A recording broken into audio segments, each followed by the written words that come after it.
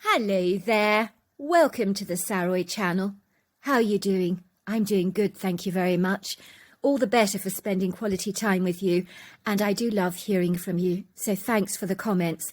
I love knowing where you're from and, all about you, what you enjoy drinking. And talking about drink, don't forget to go and get that lovely drink, whatever it is that you need, something refreshing and cool or something warm. Go and get it, because I've got a fabulous story for you tonight. But before we get started, if you haven't subscribed to the channel, please do so. Click the notification bell, and I also always appreciate the thumbs up. So let's get started with tonight's story. Dear Sarah, and all your lovely listeners, it had been a cruel, cruel, punishing summer. The worst summer I've ever remembered in my own personal life, that is. Made all the more worse by our temporary out-of-service air conditioning system. Everything looked tired, enervated, washed out. The people, plants, animals, all completely frazzled by the unrelenting, miserable days of insufferable, merciless heat. As a result, there had been numerous wildfires in very dry places brought on by the dreadful heat waves. Here in Northern California, where I live near the town of Calistoga, in the northern western part of Napa County, in wine country, north of San Francisco. On our end of the valley, we could get temperatures soaring in the region of 100 degrees Fahrenheit. I kid you not. Whereas the southern end of the Napa Valley could be considerably cooler and more pleasant, with the winds from San Pablo Bay and the Petulba Gap invariably helping to keep the valley a lot cooler. The torrid nights were not any better either. I'd been knackered, struggling to sleep for days on end, as the weather here during the summer months is normally warm and dry with cooler evenings, but during this blistering heat wave, the cooler nights had become a fleeting memory of the past. Our air conditioning system had broken down at the worst possible time. I had been knackered, struggling desperately to sleep for days on end, as the weather here during the summer months is normally warm and dry, with cool, fresh evenings. But during the blistering heat wave, the cool nights had become all but a fleeting memory from the past. Our air conditioning system had broken down at the worst possible time. Isn't that so typical? I'd been going to bed with ice packs just to cool down, much to the extreme annoyance of my wife, who was not best pleased to discover that the bed had turned into a freezer box. I had never been a water person at the very best of times, but the swimming pool in our backyard had been frequented regularly, by myself that is, taking a quick dip in the water to cool off. The trouble was that even the swimming pool water had warmed up significantly, to become like a lukewarm bath, so it didn't offer as much refreshment as I would have liked. Perhaps a cold shower would have been a better alternative. My 3 black Labradors, who were used to the heat in this part of the world, were normally unperturbed by it, but all of them were exhausted from the excessive, intolerable heat wave.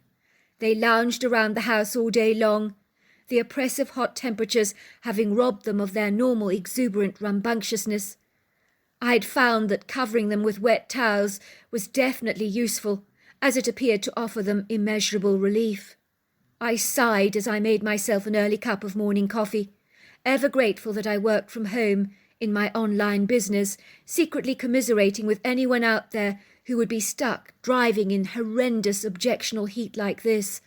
I did feel enormous empathy towards them. I enjoyed getting up early in the morning, as it was the coolest, most refreshing part of the day. I glanced out of the window at my backyard. We lived in a very beguiling part of the world, with vineyards, meadows, mountainous views, and large scatterings of trees dotting the landscape. I looked warily at the first shafts of sunlight that were now bursting through the cloudless blue sky, all too eagerly threatening to shine as brightly as the previous day, leaving me less than enamoured. I could sense that even the plants were groaning at the dreadful prospect of yet another scorching day that showed no signs of abating. It was sad how all the plants looked bedraggled, withered, exasperated by this unbearable heat, even though I had been watering them. "Oh, there you are," said my wife, flouncing gracefully down the sweeping staircase. "I thought you were in the shower." She was wearing a cool, flowering summer dress. She always looked like a breath of fresh air or a cool breeze. So pretty, I thought, with her bouncy blonde curls, porcelain complexion, bright smile, and upbeat attitude, the latter being a big positive in my life. "Any coffee there for me?" I poured her a mug of recently percolated coffee, which she took from me gratefully, as she was an ardent coffee drinker who insisted that caffeine energized her system. I was more dubious about the matter, suspecting that there were negative sides to all that coffee drinking. "Just what I needed," she sighed happily, taking a seat at the kitchen counter. "If it wasn't for coffee, I'd barely stay awake, let me tell you. The other day in class I was yawning throughout the entire lesson. I couldn't stop myself. This heat wave is driving me completely insane. All the kids are falling asleep during lessons, as well as failing to absorb anything I teach them. It's all completely pointless. It's so difficult to concentrate in this heat. An absolute nightmare. An unrelenting battle that everyone is whinging about. We've all become like the Brits, complaining profusely about the weather all the time. Only in our case it's not about the cold. It's about the unbearable heat. I can't believe I'm saying this, but I'm actually looking forward to winter this year." I nearly choked on my coffee. "You? Looking forward to winter?" This was a first for my wife, who always embraced the summer months with a fervid passion, rather like a colourful butterfly emerging from her cocoon. "Don't look so astonished. I don't know why you're surprised, given the weather we've been having of late. But yes, if you really must know, I'm looking very forward to the winter. A huge relief from this god-awful draining heat will be most welcome. Even the headmaster, Mr. Barry, was telling me yesterday he's actually fantasizing about snow." "Hungry?" asked my wife, opening the bread tin and retrieving the bagel packet, of which she opened carefully, extracting a bagel for herself, which she sliced in half, popping each half in the opposite sides of the toaster. "You want one?" she asked, looking at me earnestly. "Honestly, it's no trouble at all. I'm not in my usual chaotic rush this morning, I'm glad to say. Mrs. Hanson is taking the first class this morning." I shook my head. "No, I'm fine. I'll eat later. Thanks, though." I watched my wife as she sat next to me on the central granite island of our kitchen. She smothered her hot bagel with a slathering of thick cream cheese, taking a hungry bite, while smearing a little cream cheese with crumbs gathering on the corner of her mouth, where they began to form a crusty moustache, which I wiped away with my thumb for her. "That's better. You don't want all the kids in class to notice the crumbs all over your mouth." "They've seen worse. A lot worse. Remember the time I put the gold glitter spray in my purse? Oh, I thought it was my hairspray, I really did. I was in the teacher's bathroom. I quickly sprayed my hair before assembly. Oh, I do remember the strange gog-eyed startled looks I was getting from the teachers, let alone the head. I sat there on the stage next to the teachers, don't you remember, for the morning assembly. The headmaster read the prayers. I could see even the kids looking up at me from the lower floor. They were giggling, pointing at me, almost as if I had a mouse on my head. I knew then that something was wrong. I felt so self-conscious, embarrassed even. The headmaster pulled me aside after assembly. Oh, my word, I'll never forget that. He came over to me, asking me cordially if he might have a private word with me. I remember he looked so awkward, the poor man. I almost felt sorry for him. He was shaking in his boots, he was so nervous. He said to me, "Mrs. Cummings, while I appreciate your glitzy hairstyle this morning, I think it rather too flamboyant, distracting even for the pupils. Do you mind if you perhaps tone down the colour?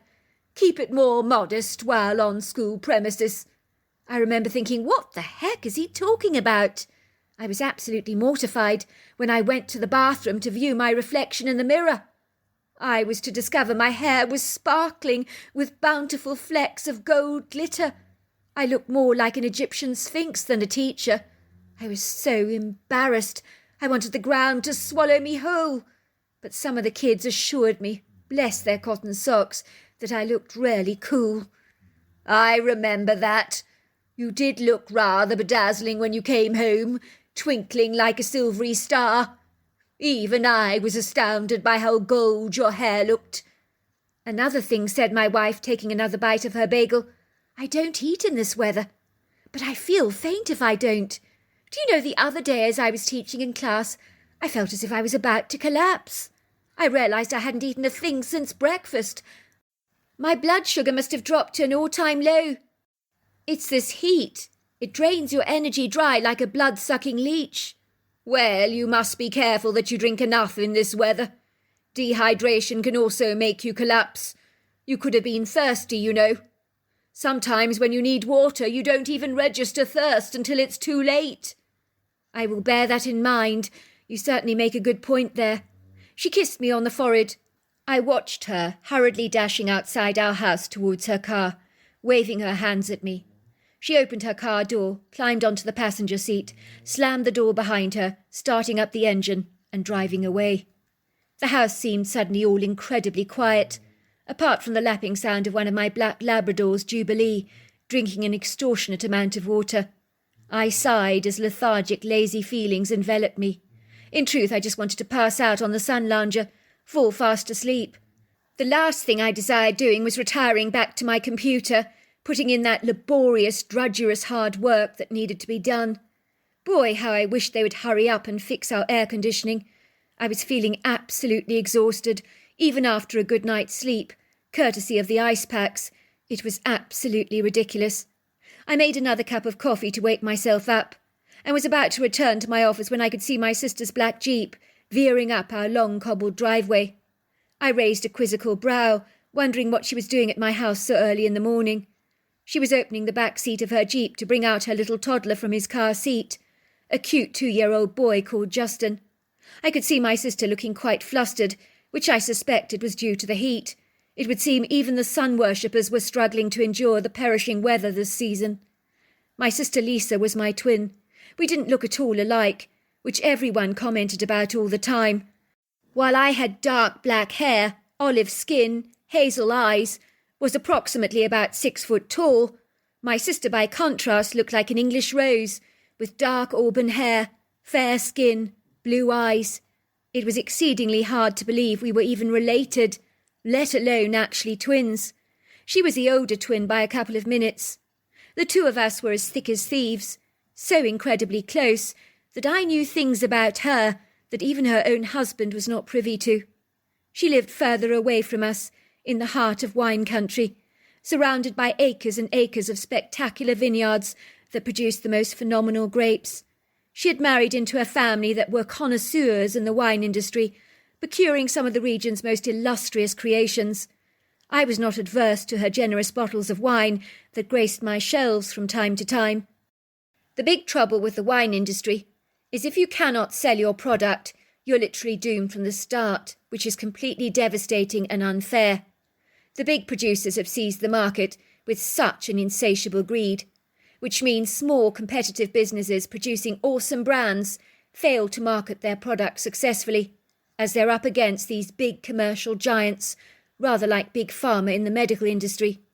Many farmers are forced to sell their vineyards as a result over to these big commercial enterprises, so it really does take a huge amount of luck and effort to be a micro-producer in the wine industry, which I think is criminal. I'm so sick and tired of big corporations taking over people's lives, robbing smaller businesses of their successes. My sister and her husband were indeed one of the lucky ones. My sister raced up the sandstone-tiled steps that led into the kitchen, with her little toddler clasped around her right hip, that she promptly put on the floor. Little Justin immediately went tottering towards Misty, the passed-out lackadaisical Labrador. He began to chuckle excitedly as he started patting Misty's fur. "Doggy, doggy," he piped happily. Misty thumped her tail on the marble floor, up and down delightedly, appreciating the little hands that were caressing her body, as she revelled in any kind of fussing, even if it was coming from the tiniest of hands. I could see my sister's face looking distraught. She grabbed me in her arms, holding me tightly, as if she was afraid to let me go. In a second she burst into floods of tears. I had not seen her so discomposed before. "I came as soon as I could," she said, wiping the tears away from her eyes with her sleeve. "I had to see you." "What the heck is wrong? Are you all right, sis? You look terrible. You're freaking me out. Has something bad happened? You're not sick, are you?" "No, nothing like that, Julian. Don't look so alarmed. It's a long story. I don't know where to start, but I'm bursting to tell you what happened to me. You're the only person I could ever tell. I have a huge skeleton in my cupboard that I need to offload on you. I take it this means you haven't told Stephen about this. Are you stark raving mad? She said, her eyes growing as wide as saucers. If Stephen knew what I'd done, he'd kill me. It's the sort of thing that can break relationships apart, destroy marriages, tear people's lives into thousands of shreds. What? I asked her, failing to adequately disguise the rising alarm in my voice. What on earth have you done? My sister looked longingly at the carafe of coffee. I'm parched. Is any of that coffee going spare? I'm desperate for a drink. I willingly poured her a mug, which she grabbed gratefully, gulping down several sips as if to calm down her frazzled nerves. You're as bad as my wife. She cannot even start her day without coffee. She swears the caffeine helps give her that quintessential buzz. My sister looked around the kitchen with a look of dismay developing on her face. It's like a furnace in here. Look at me, I'm already sweating like a pig. Why have you not got your air conditioning on in this diabolical heat? Are you completely off your trolley? It's a long story. The air conditioning is getting fixed. It seems we have to wait our turn in a long, frustrating queue until they finally get around to servicing ours. It was only put in last year to replace the old system. It's giving us no end of trouble, blowing out only warm air. How about you? Tell me your story. I'm champing at the bit to hear it. My sister trembled. The question is where to start, Julian. Yesterday I came back from town in my Jeep Wrangler after doing a grocery shop. Justin was in his car seat in the back. I parked my Jeep directly outside the kitchen door, like I always do to bring in the shopping. The timing couldn't have been worse. My cell phone rang as I got out of the car, so I didn't bring in the shopping nor Justin in straight away. I answered my cell. It was the worst news ever. She paused for a moment, drawing a deep breath, as if what she was about to tell me grieved her heart dreadfully. Melinda died. Oh, I am sorry. But you knew sooner or later it was going to happen, didn't you? I know she was your very best friend. It is very, very sad. But her death was on the cards. Yes, but she wasn't meant to die so soon. We thought she still had another 6 months to go. I was speaking to her husband on the phone. He was completely gobsmacked that she'd gone so quickly. I mean, yes, her breast cancer was bad, but she wasn't at that stage where she was expected to die for quite a while. I gather even her doctor was amazed. We all thought she had so much more time left. Well, at least another 6 months. I mean, more time. So I went to visit her a day earlier. She was as right as rain. She actually told me she'd never felt so on top of the world. I remember thinking she looked radiant, but yesterday morning her husband woke up to find her deceased. Imagine that, poor man, waking up to find your beloved partner as dead as a dodo, lying beside you. I can't imagine what that must be like. We were both weeping on the phone as no one anticipated her going so soon. I already miss her. I wish I'd said my goodbyes. I assumed there was plenty of time left for all that. How could I have been so stupid? I know it's hard, sis, I said, cradling her in my arms. These things happen. Life can be very cruel. Yes, but you don't get it, Julian. I never said goodbye. That's what I'm trying to say. Well, that's not necessarily a bad thing. At least she didn't suffer. She went quickly, without having to be dosed up with morphine. That's a gift, an unlikely blessing. Anyway, that's not even half of the story. It gets worse. I raised a questioning brow. Go on, I prompted. You're getting me ever so slightly concerned with that ominous confession of yours. Well, this is the part of my story that if my husband had the faintest clue about, he would divorce me in a heartbeat. I know he would. I think that sounds a bit overdramatic, sister. I'm sure that's entirely not true. Stephen loves the bones of you. What did you do? It can't be that bad, surely. Oh, but it is. It really is. I got so caught up in my emotions, Julian. I forgot about the groceries in the trunk. I failed to recall the ice cream melting in its container, the bags of vegetables defrosting in their bags. Worst of all, I let slip from my memory that Justin was in the back of my Jeep, still strapped securely in his baby seat. I don't need to remind you about this god-awful heat wave, or how excruciatingly hot that parking spot is outside my kitchen. It hasn't even got a protective awning above it. I remember listening to a show once on television about a mother that had left her kid in the car, and how the poor child had died of the heat. I've also heard about beloved pets dying in sweltering, steamy conditions. I remember being so angry with that mother for doing that to her child. I thought, what kind of an atrocious mother would do that? But I am that atrocious mother, Julian. She said this, her eyes clouding over with tears, little droplets of water clinging to her lashes. In fact, if the truth be told, I'm not even fit to be a mother. No, I gasped. You didn't, did you? I did, she said, grabbing Justin protectively while ruffling his soft brown curly hair between her fingers. You don't get it, Julian. He could have died. He should have died. He wouldn't be here now if it hadn't been. Carry on with your story. Take a deep breath. Just relax. Well, after hearing about Melinda, I was so overwrought emotionally.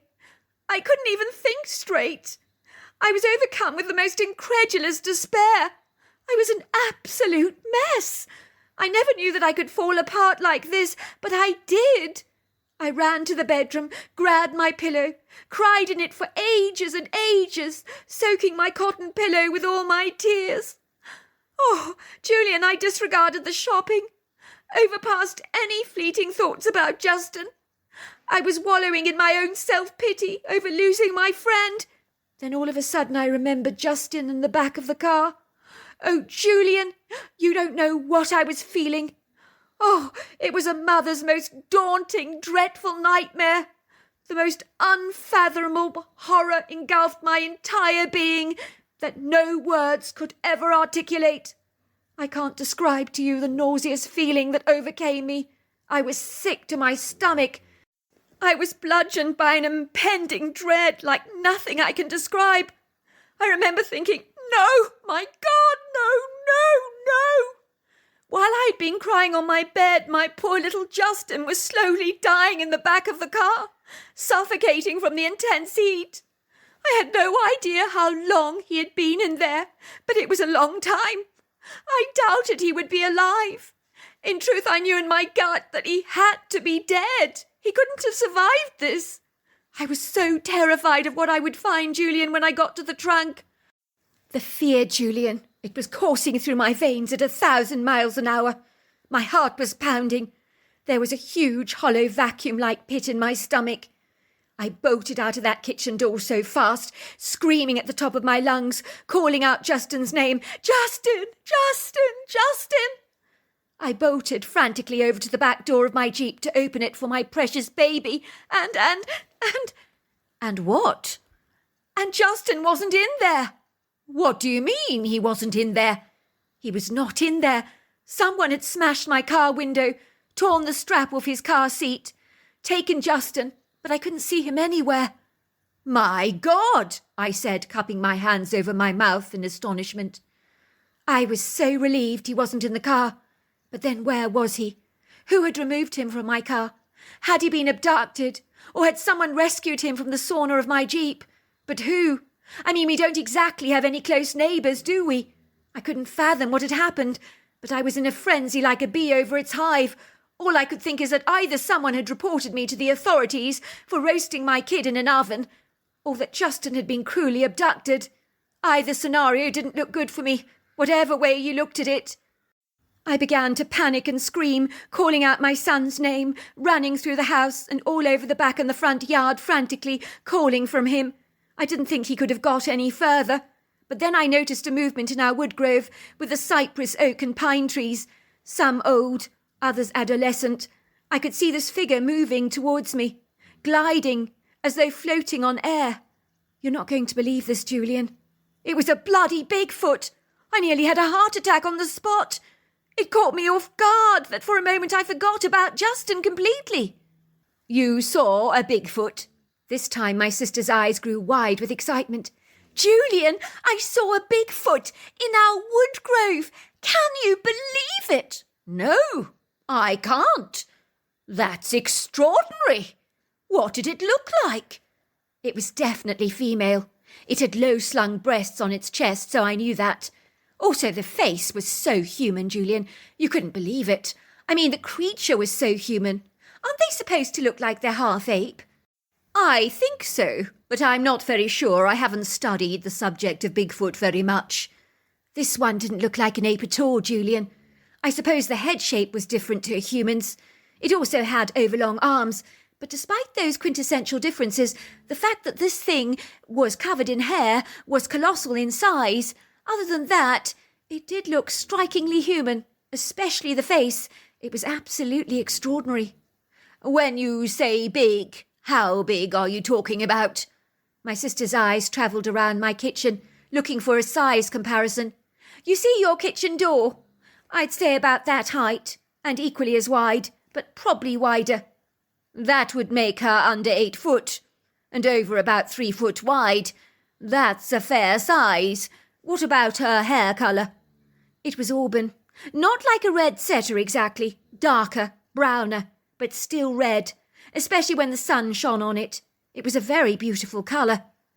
Anyway, let me get back to my story. The creature was beckoning to me, like you would do if you wanted to show me something really significant. My heart really sank. In that moment I thought she was going to show me the dead corpse of my son. I don't know why I thought this, but I did, so I unhesitantly followed her. You weren't scared? Most people, from what I gather, are terrified of Bigfoot. You know, that's the interesting question. On reflection, I suppose I should have been. Based on her enormous size, I'm trying to think. Why wasn't I scared? She said, pausing for a moment, reflecting back on the encounter. You know what? I was so worried about Justin, so fearful that he was dead, so I guess it subdued any feelings of angst on my part. Yet I think there was something about this Bigfoot that was notably kind. I think it must have been her eyes. They were beautiful, a dark treacle colour. They sparkled. Now, I wouldn't have ever expected to say that about a Bigfoot. I'd have thought they were ugly creatures, but she wasn't. Anyway, I followed her into the wood grove. She pointed to Justin, sitting under the tree, tucking into a pile of berries she had given him. His face and hands were stained by the purple juices. He was playing with some stones. He was laying the stones on top of each other like Lego blocks, saying, "Mummy, Mummy, look!" I did ask him afterwards about the lady. He said she was nice, but very hairy. The Bigfoot pointed to my car, to the sun, and to my kid, and she said some words in a language I didn't understand. I knew she was saying that he needed rescuing, so I just hugged her. You hugged a Bigfoot? I couldn't help myself, Julian. She'd saved my son's life. Yes, I hugged a Bigfoot. Can you bloody believe it? I only went and hugged a Bigfoot. How did she react? Pleased, I think. If her skin wasn't so dark in colour, she would have probably flushed. I'm sure of it. She seemed touched that I was so happy.